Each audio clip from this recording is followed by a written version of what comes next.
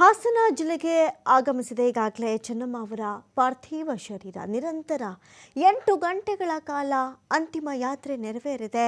ಚೆನ್ನಮ್ಮ ತವರು ಮನೆಗೆ ಶಿಫ್ಟ್ ಆಗಲಿದೆ ಪಾರ್ಥಿವ ಶರೀರ.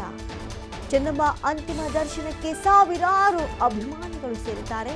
ಹಾಸನ ಜಿಲ್ಲೆಗೆ ಚೆನ್ನಮ್ಮ ಅವರ ಪಾರ್ಥಿವ ಶರೀರ ಆಗಮಿಸಿದ್ದಾಗಿದೆ. ನಿರಂತರ ಬೆಂಗಳೂರಿಂದ ಹಾಸನದವರೆಗೂ ತಲುಪುವವರೆಗೂ 8 ಗಂಟೆಗಳ ಕಾಲ ಈ ಅಂತಿಮ ಯಾತ್ರೆ ತಲುಪಿರೋದು. ಚೆನ್ನಮ್ಮ ಅಂತಿಮ ದರ್ಶನಕ್ಕೆ ಬಹಳಷ್ಟು ಅಭಿಮಾನಿಗಳು, ಕಾರ್ಯಕರ್ತರು, ಜೆಡಿಎಸ್ನ ಬೆಂಬಲಿಗರು, ಜೆಡಿಎಸ್ ಪಕ್ಷ ಮಾತ್ರವಲ್ಲ ಎಲ್ಲ ಪಕ್ಷದ ಅನೇಕ ಕಾರ್ಯಕರ್ತರು, ಅಭಿಮಾನಿಗಳು ಅತ್ತ ಧಾವಿಸ್ತಾ ಇದ್ದಾರೆ. ಹಾಸನ ಜಿಲ್ಲೆಯ ಪ್ರಾರಂಭದಿಂದಲೇ ಜನಸ್ತೋಮ ಸೇರಿದ್ದನ್ನ ನಾವೆಲ್ಲರೂ ನೋಡ್ತಾ ಇದ್ವಿ. ಈಗ ಹಿರಿಸಾವೆ ಗ್ರಾಮದ ರಸ್ತೆ ಕಿಕ್ಕಿರಿದು ಜನ ತುಂಬ ಹೋಗಿದೆ. ಅಷ್ಟರ ಮಟ್ಟಿಗೆ ಅಲ್ಲಿ ಜನ ಸೇರಿರೋದು. ರಾತ್ರಿ ಆಗಿದೆ, ಕತ್ತಲಾಗಿದೆ. ಈ ರಸ್ತೆಯಲ್ಲಿ ಬರಬಹುದಾ, ಬರಲ್ವಾ, ಒಟ್ಟಾರೆ ಜನ ವೆಯ್ಟ್ ಮಾಡ್ತಾ ಇದ್ರು ಆ ತಾಯಿಯ ಅಂತಿಮ ದರ್ಶನವನ್ನು ಪಡೆದುಕೊಳ್ಳುವಂಥ ನಿಟ್ಟಿನಲ್ಲಿ.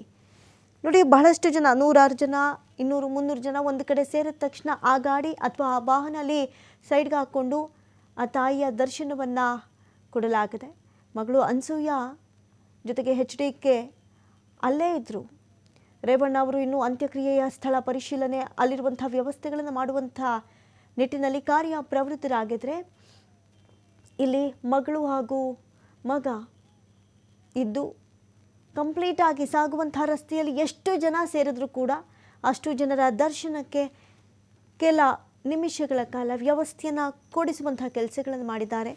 ನೋಡಿ, ರಾಜಕೀಯ ರಂಗದಲ್ಲಿ ತಾವು ತಮ್ಮನ್ನು ತೊಡಗಿಸಿಕೊಳ್ಳದಿದ್ದರೂ ರಾಜಕೀಯ ರಂಗದಲ್ಲಿ ಇದ್ದಂಥವರ ಬೆನ್ನಿಗೆ ನಿಂತಹ ಸಲುವಾಗಿ ಇವತ್ತು ಅನೇಕ ಸಾರ್ವಜನಿಕರು, ಅಭಿಮಾನಿಗಳು, ಚೆನ್ನಮ್ಮ ಅವರಿಗೂ ಎಷ್ಟರ ಮಟ್ಟಿಗೆ ಅಭಿಮಾನಿ ಬಳಗ ಇತ್ತು ಅನ್ನೋದಕ್ಕೆ ಇವತ್ತು ನಾವು ನೋಡ್ತಾ ಇರುವಂತಹ ದೃಶ್ಯಾವಳಿಗಳೇ ಸಾಕ್ಷಿ. ಜನಸ್ತೋಮವೇ ಧಾವಿಸ್ಬಿಟ್ಟಿದೆ ಊರಿನತ್ತ. ಹೊಳೆನರಸೀಪುರ, ಹಾಸನ, ಇನ್ನು ಅದರಲ್ಲೂ ಕೂಡ ಚೆನ್ನಮ್ಮ ಅವರಿಗೆ ತವರು ಮನೆ, ತವರೂರು ಅಂದರೆ ಬಹಳ ಎಲ್ಲಿಲ್ಲದ ಪ್ರೀತಿ ಇತ್ತು. ಹಾಗಾಗಿ ಅತ್ತ ಕಡೆಯೂ ಸ್ಮಶಾನ ಮೌನದಂತಾಗ್ಬಿಟ್ಟಿದೆ ಇಡೀ ಊರಿಗೂರೇ. ಊರಿನ ಮಗಳು ಅನ್ನುವಂಥ ಹೆಮ್ಮೆ, ಹಿರಿಮೆ ಎಷ್ಟರ ಮಟ್ಟಿಗೆ ಆ ಊರಿಗೂ ಇತ್ತು. ಆ ಊರಿನ ಮಗಳನ್ನು ಈಗ ಕಳೆದುಕೊಂಡಿರುವಂಥ ದುಃಖದಲ್ಲಿ ಇಡೀ ಊರಿಗೂರೇ ಶೋಕ ಸಾಗರದಲ್ಲಿ ಮುಳುಗಿದೆ. ಈಗಾಗಲೇ ಅಂತ್ಯ ಸಂಸ್ಕಾರದ ಸ್ಥಳ ವೀಕ್ಷಣೆಗೆ ದೇವೇಗೌಡರು ಕೂಡ ತೆರಳಿದ್ರು. YS ದತ್ತ ಅವರಲ್ಲೇ ಇದ್ದರು. ಶ್ರೇಯಸ್ ಪಟೇಲ್ ಅವರು, ಶಿವಲಿಂಗೇಗೌಡರು, ಇನ್ನೂ ಅನೇಕ ನಾಯಕರು ಕೂಡ ಅಲ್ಲೇ ಬೀಡು ಬಿಟ್ಟಿದ್ದಾರೆ. ಹಿರಿಯ ಜೀವ ಎಲ್ಲರನ್ನ ಅಗಲಿದ್ದು ಕರುನಾಡು ಕಂಬನಿ ಮಿಡಿತಾ ಇದೆ. ಹಾಸನ ಜಿಲ್ಲೆಯ ಪ್ರಾರಂಭದಿಂದಲೇ ಬಹಳಷ್ಟು ಜನ ಅಲ್ಲಿ ನೆರೆದಿರುವಂಥ ದೃಶ್ಯಾವಳಿಗಳಿಂದ ನೀವು ನೋಡ್ತಾ ಇದ್ದೀರಿ.